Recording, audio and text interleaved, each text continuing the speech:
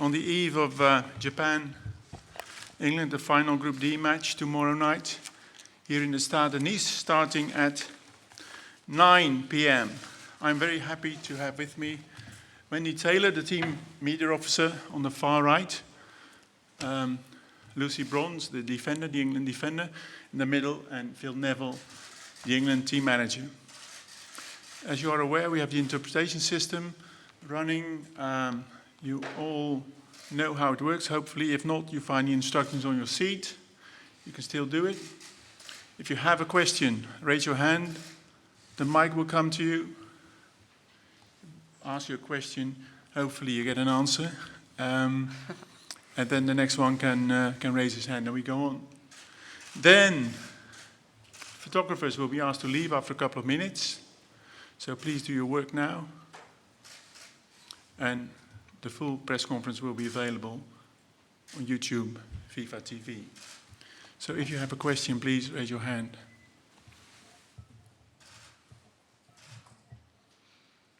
Tell your name, please. Give your name, the language, and the media. Speaking in English, it's Jake Dance reporting for University of Derby. Hi, Phil. How Lucy? Hi. It's just in the previous press conference, the Japanese coach Asako Takakura was asked which England players she's sort of looking out for as the most dangerous, to which she immediately replied, all of them. Just wanted to know what sort of message that sends to you and your team, and how you sort of react to that message. Well, I think it shows great respect. I think we played against them 3 months ago, and having briefly spoke to their manager and the way that their players conducted themselves, I think respect and class. You see the way that openly that the state they leave the dressing rooms, both on the men's and the women's side. I think it shows that they've got a really good culture there, and one of humility and class. And I think when you play in the World Cup and you play against two really good footballing nations, you have to show humility and respect for each other.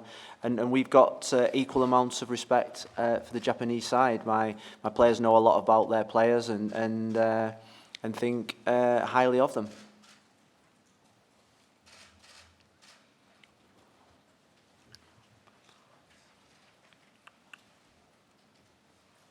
Yume from NHK. Questions in English. The Japanese TV, NHK. And the two questions to the coach. The first question is, what do you think is the most important factor in selecting tomorrow's starting 11? Another one is, where do you think Japan's strengths lie, especially in attack? And another question to Lucy, how do you feel about playing against your clubmate Saki tomorrow?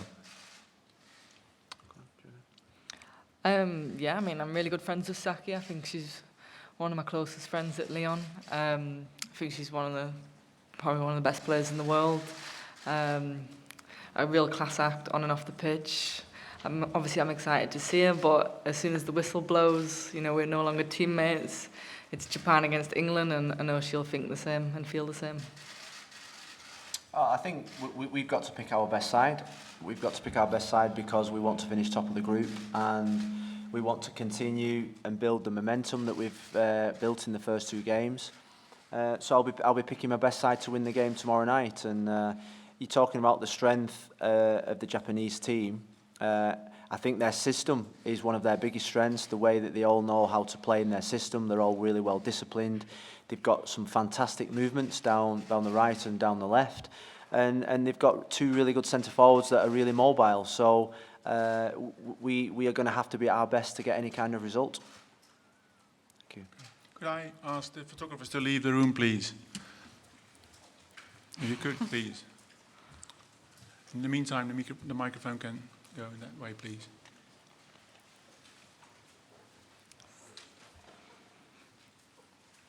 Thanks. I have a question for Lucy, in English. Can you talk about your relationship with Nikita Paris? Because when we look at the two first games of England, one of the main strengths of the team is the right side, and your complementarity with Nikita. Is it because you used to play together in Everton and City? Can you talk about that, please? Yeah, definitely. I think, Nikita's a top player anyway, so it's always easier to play with players who are really good and have really good movement anyways. But obviously playing at City, especially for so long with Nikita on that right side, with Jill Scott as well. We formed a really good relationship. We won a lot of trophies together at City. We had a good combination.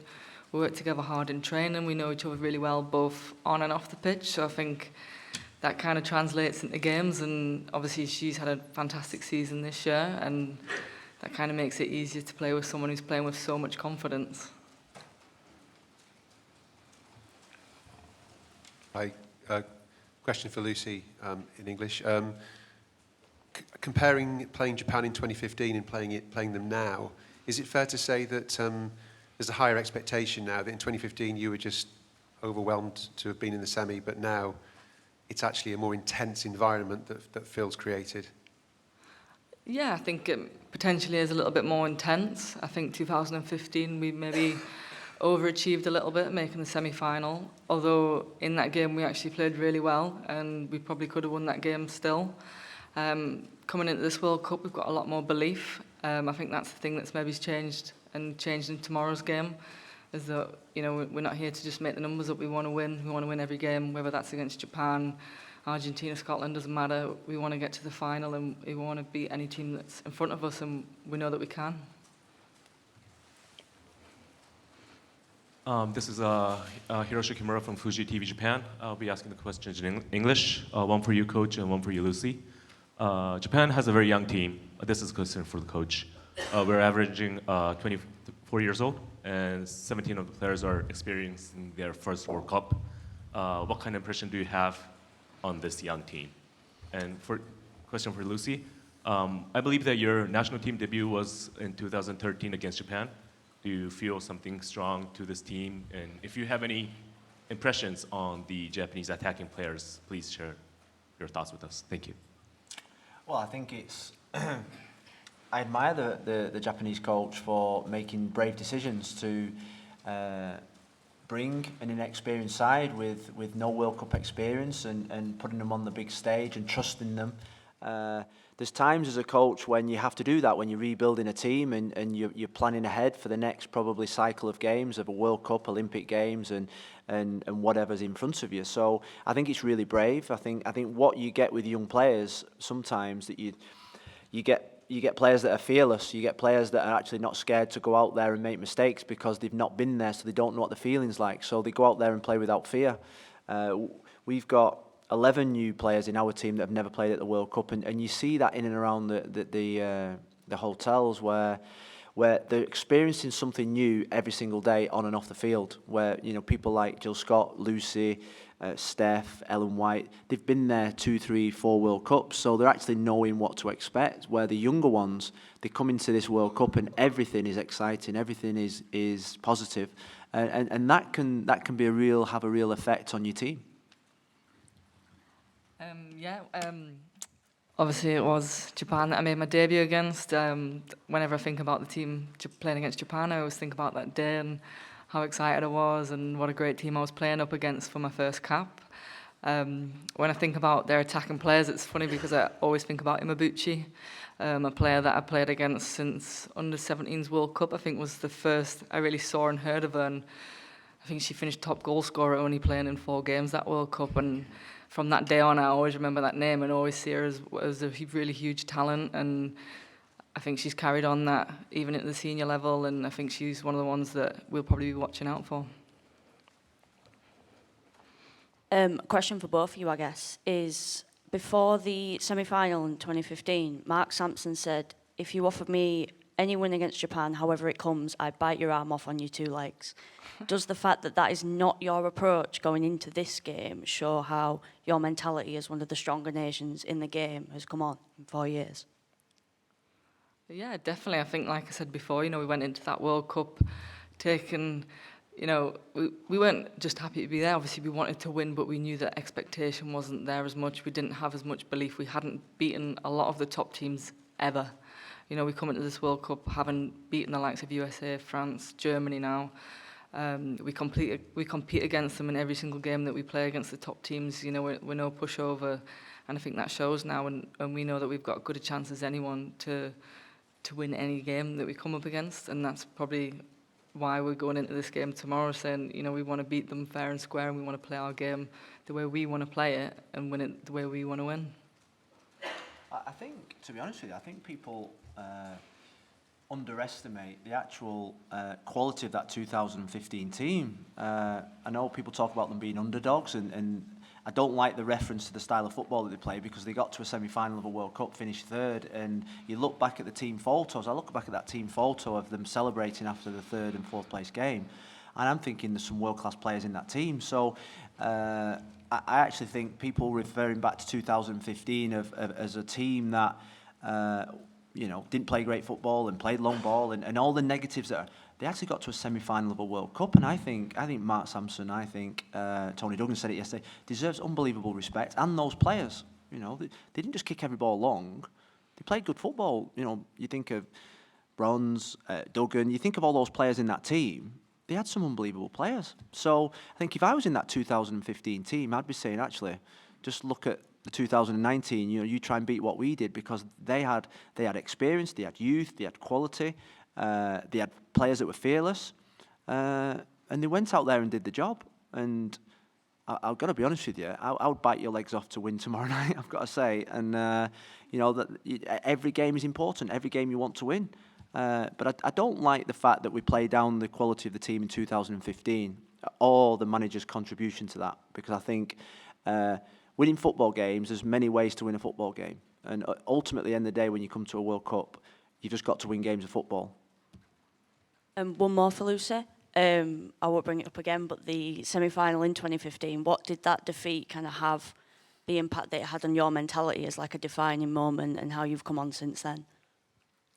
I think both on a personal level and collectively, it leaves you a little bit more hungry. I think that's something that we've got against most of the teams in this tournament now, is that we got knocked out in the semi-final of a World Cup. We then got knocked out in the semi-final of the Euros. I don't think there's many other teams in the same position as us who are as hungry to get to a final of a tournament than we are, because of those kind of situations that we've already been through. I think that's an extra motivation that's been added to this team. Hiya, Lucy. Japan's pedigree in this competition is very clear to see, having reached the last 2 World Cup finals. Do you and the rest of the squad feel that they're still the same threat that they were in the last 2 tournaments? Absolutely. I think we'd be very silly to underestimate Japan, to just judge them off of maybe their first result, getting a draw against Argentina. People may be surprised, but I think, you know, we still know them as the Japan that's won World Cups. You know, you say that they've got a lot of inexperienced players, but they've got a lot of players still who have won a World Cup, who have been to finals, who have won a lot of trophies. You know, they have a lot of world-class players, and we know that, and we have the utmost respect for Japan. We did in the She Believes, we do every time we play them, because we know that they're a world-class side, and we know that it takes us to be at the top of our game to beat them. You mentioned She Believes there, beating them in March. What kind of confidence did that instill in the team? Yeah, I think the whole tournament in itself give us a huge confidence. Winning the trophy, we're a team that aspires to win trophies, and that was kind of us trying to kick off our year in a good way. And obviously we beat Japan then, but we know that tomorrow's going to be a different game. It'll probably have a lot of different players on the pitch from both sides to what we had in that game, but it'll be the same mentality for both teams, wanting to win, wanting to play good football, and wanting to carry on a winning mentality. Hi, this is Alistair from BBC. Question in English to both of you. First of all, to you, Lucy, though, I know that in the last Euros, you were saying how you read the rule book on penalties and handballs beforehand and said you were quite a good student of things. Yeah. I think it was in the Spain game, wasn't it? Yeah, that's right. So I was wondering whether you've read up on the rules on VAR and penalties this time around, what you made of France's decision last night, and to both of you, whether you were fearful that the way the rules are, it could be detrimental to England in the long run. I mean, every team has the referees meeting. We pay extra attention to all the new rules. We practice them in training. We listen carefully. We ask lots of questions. That's the way we've been taught to be. Watching the game last night, it is the rule book. You know, you have to keep one foot on the line. Our goalkeepers asked the referees over and over about this question in our referees meeting, so that we were clear on every single kind of rule. And it's something that we're very aware of. That there's a lot of rule changes and VAR that we need to be aware of. But as long as we know what we're doing and we follow the rules best we can, then we should be fine. I think from our point of view, Lucy's right. We've had 2 referees give us a demonstration and lectures on it.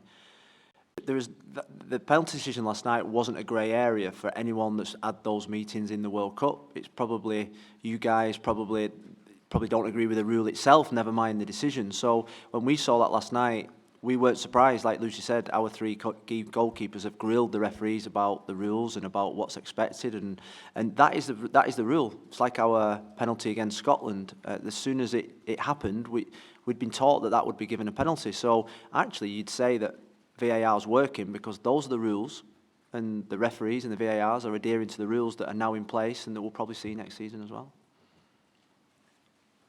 Hi Phil, Jessica Crichton, Sky Sports News. Is knowing that you're already through to the last 16, is there a need, do you feel, to rest players to make sure that they're fit and healthy? Always ask me that question, Jess. Fit and healthy for the latter stages, or? I'm going to play my best team. I'm going to play my best team tomorrow. We want to finish top of the group. We want to win the game. I think what we saw out of the first 2 games, we've seen a massive surge in momentum from winning the 2 games. The confidence, the players are bouncing around the hotels. They're happy. The attention on us is positive, and we want to keep that. So the players are under no illusions about my expectations about needing to win the game tomorrow night, because there are 2 routes you can take, and there are pitfalls in both routes. But we just want to make sure that we keep winning every single game, and if we do that, we'll be successful. Hi Lucy. How does it feel when the likes of your national team manager say you're one of the best players in the world? Is it a confidence boost, or is it just extra pressure on your shoulders that you don't really need? I definitely don't think it's extra pressure. I always tell him that he's wrong anyway. I mean, I'm motivating myself to be the best player that I can be, the best right back, best player in the world, whatever that might look like. I might never get there, but the fact that obviously Phil and other coaches believe in me, believes in our players, it's not just me, there's a lot of other players that, every single one of our England players, in fact, that he believes in. It gives us extra confidence, and that belief that we talk about, us wanting to win things, it comes from your coach, it comes from him believing in us as individuals and as a collective team. Finally, Phil, any injury concerns ahead of tomorrow? No, everyone's fit. Thank you. Hi Phil, Louise Taylor from The Guardian. Hi. I know that you've said that you want to win the group, but was there any strategic thinking, maybe coming second and then avoiding the US or France and the semi-final? No, not really. We've got a long way to go, but that fixture excites probably us both. So we've not looked beyond tomorrow night, to be honest with you. Last night or the night before, there was probably 5-6 permutations that the teams that we could have played. As each night goes by, it's whittling down. There's probably 2 or 3 teams if we finish top, and vice versa if we finish second. There are pitfalls to finishing first and second. My view is that we want to win 7 games in this World Cup, which makes it easier. It doesn't matter which route you take. So that's the view of my players. That's my expectation. So it starts tomorrow night. We are going out to win the game tomorrow night with the strongest possible team, with a team that's full of confidence, and with a performance like I've seen in the last 2 games.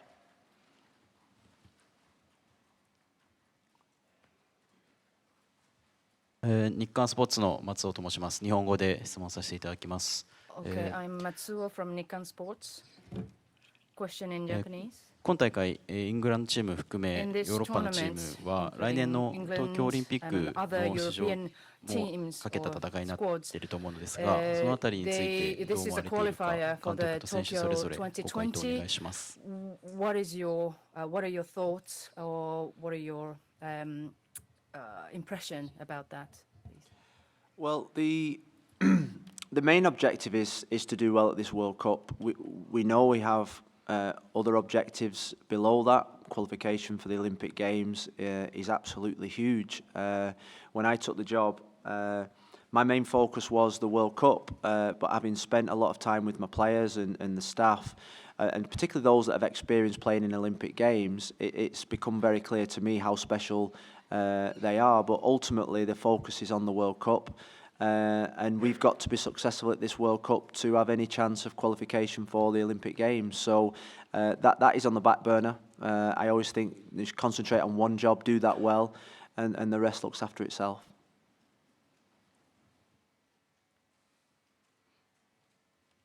A question in English, Alistair from BBC.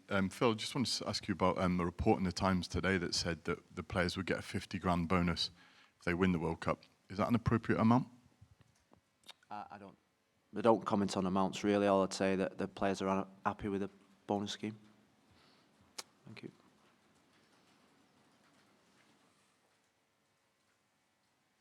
Holly Percival, Haters TV. I have a question for Lucy. 2 years ago at the Euros, there was essentially no players playing outside of the WSL in the English leagues, whereas to now, there was nearly half of Phil's team playing in other European leagues. From your experience, do you think that's something that could help this year's squad win the World Cup? Yeah, definitely. I think the experiences on a personal level, I know that I get from playing in France, I get from playing with and against a lot of different oppositions, different cultures. You get to see what their good and bad things are, how you can bring them back to England and see their weaknesses. I know Tony's the same. You develop your game in a different way to bring back and add something to the England team, which I think a lot of the players who are playing abroad, Jodie Taylor's been doing it for years. Her style of play in America has brought loads to England, playing in behind, playing a fast game. She's top goal scorer in the last tournament because of it. So I think, you know, obviously there's positives and negatives from playing abroad or playing in England, but I think we've got a really good balance at the minute. But at the same time, I think the WSL is going from strength to strength, and I can see why a lot of players wouldn't want to leave. Anyone else?